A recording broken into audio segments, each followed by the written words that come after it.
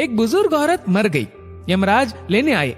औरत ने यमराज से पूछा, आप मुझे स्वर्ग ले जाएंगे या नर्क? यमराज बोले, दोनों में से कहीं नहीं। तुमने इस जन्म में बहुत ही अच्छे कर्म किए हैं, इसलिए मैं तुम्हें सीधे प्रभु के धाम ले जा रहा हूँ। बुजुर्ग औरत खुश हो गई, बोली, धन्यवाद, पर मेरी आपसे एक विनती है। मैंने यहाँ धरती पर सबसे स्वर्ग नर्क के बारे में बहुत सुना है।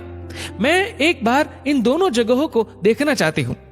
यमराज बोले, तुम्हारे कर्म अच्छे हैं, इसलिए मैं तुम्हारी ये इच्छा पूरी करता हूँ।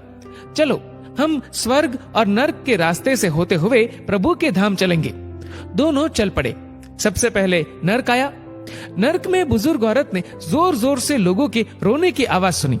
वहां नर्क में सभी लोग दुबले पतले और बीमार दिखाई दे रहे थे।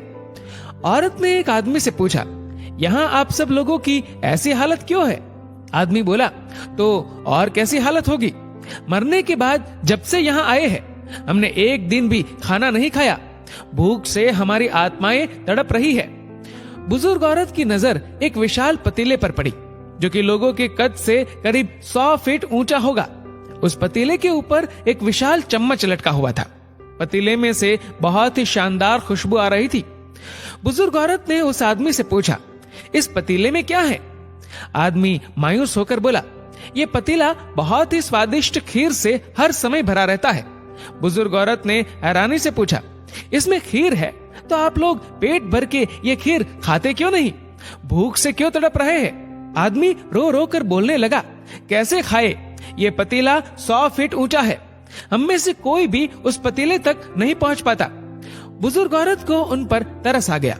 सोचने लगी, बेचारे खीर का पतीला होते हुए भी भूख से बेहाल है। शायद ईश्वर ने इन्हें यही दंड दिया होगा। अब यमराज बुजुर्ग औरत से बोले, चलो हमें देर हो रही है। दोनों चल पड़े। कुछ दूर चलने पर स्वर्ग आया। वहां पर बुजुर्ग औरत को सबकी हंसने व खिलखिलाने की आवाजें सुनाई दी। सब लोग बहुत खुश दिखाई दे रहे थे। उनको खुश देखकर बुजुर्ग औरत भी बहुत खुश हो गई। पर वहां स्वर्ग में भी बुजुर्ग औरत की नजर वैसे ही 100 फीट ऊंचे पतीले पर पड़ी जैसा नर्क में था। उसके ऊपर भी वैसा ही चम्मच लटका हुआ था। बुजुर्ग औरत ने वहां लोगों से पूछा, इस पतीले में क्या है? स्वर्ग के लोग बोले कि इसमें बहुत टेस्टी खीर है। बुजुर्ग औरत हैरान हो गई। उनसे बोली, पर यह पतीला तो 100 फीट ऊंचा है। आप लोग तो इस तक पहुंच ही नहीं पाते होंगे। उस हिसाब से तो आप लोगों को खाना मिलता ही नहीं होगा। आप लोग भूख से बेहाल होंगे। पर मुझे तो आप सभी इतने खुश लग रहे हो, ऐसे कैसे? उनमें से एक व्यक्ति बोला, हम सब लोग तो इस पतीले में से पेट भर के खीर खाते हैं। औरत बोली, पर कैसे? पतीला तो बहुत ऊंचा है। व्यक्ति फिर बोला, तो क्या हो गया? पतीला ऊंचा है तो यहाँ पर कितने सारे पेड़ हैं। हमने इन पेड़ों की लकड़ी ली, उसको काटा और एक विशाल सीढ़ी का निर्माण किया। उस लकड़ी की सीढ़ी के सहारे हम पतीले तक पहुंचते हैं और सब मिलकर खीर का आनंद लेते हैं। बुजुर्ग औरत यमराज की तरफ देखने लगी।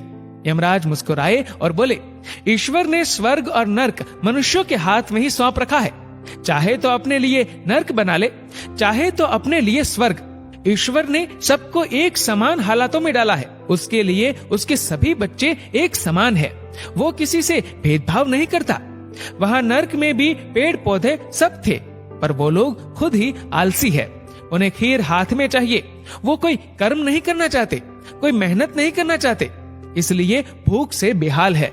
क्योंकि यही तो ईश्वर की बनाई इस दुनिया का नियम है। जो कर्म करेगा, मेहनत करेगा, उसी को मीठा फल खाने को मिलेगा। स्वर्ग के सपने छोड़ दो, नर्क का डर छोड़ दो। बस आपकी वजह से किसी का दिल ना दुखे, इतना सोचो, बाकी सब